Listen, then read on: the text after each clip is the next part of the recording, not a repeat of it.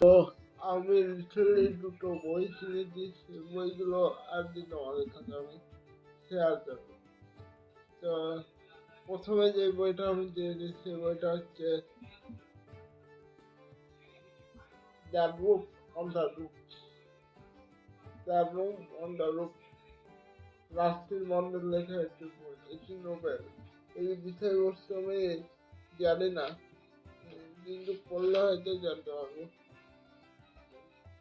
এটি হলো প্রথম বই, যা রুফ অন দ্য রুফ। এটি নিয়েছি আমি ফ্লিপকার্ট থেকে।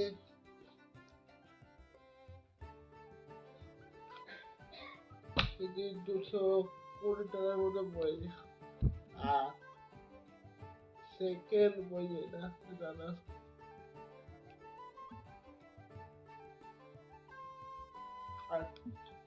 আর্নেস্ট হেমিংওয়ে লেখা the old man and the sea, the old man and the sea. এই দুটো হচ্ছে নোবেল। এই বই দুটো আমি রিসেন্টলি কিনেছি। সেই রিভিউ